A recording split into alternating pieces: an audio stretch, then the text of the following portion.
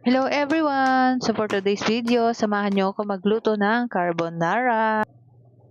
Bali kagabi ko nga pala hiniwa-hiwa yung ham dyan para pang sahog sa ating carbonara. So syempre una nga pala ay nagisa muna ako ng butter, bawang at sibuyas. At pagkatapos naman ay inilagay ko na ang ham. Bali half kilo nga lang pala ang aking niluto. Wala naman talaga akong plano magluto. Pupunta lang kasi yung mga kapatid ko sana. Kaso nga lang, ayun, bumaha. Kasi naman, walang tigil yung ulan, ang lakas-lakas pa. So ayan, nilagay ko na nga pala yung all-purpose cream dyan at saka yung carbonara sauce. Mabilis lang naman talaga lutuin ang carbonara at alam ko naman mas magaling pa kayo magluto kaysa sa akin. Kaya hindi ko na dapat i-detalye pa yung step by step na pagluluto ng carbonara. Pagkatapos naman ay hinalo-halo ko lang siya.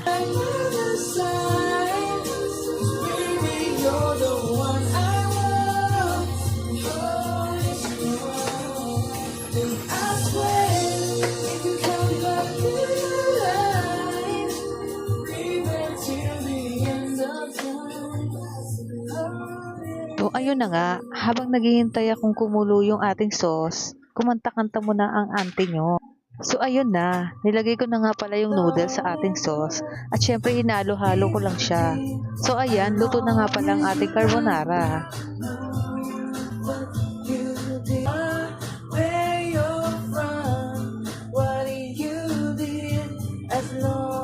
So yun lang guys, thank you for watching, bye!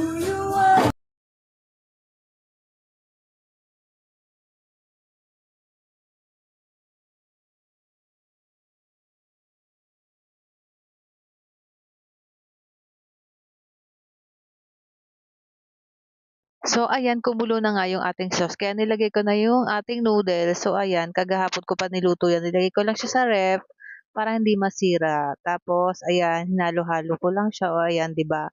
Mas masarap talaga yung carbonara kapag maraming cream. Creamy siya. Tapos nilagyan ko lang ng basil leaves. So ayan guys, luto ng ating carbonara la Adela, o 'di ba?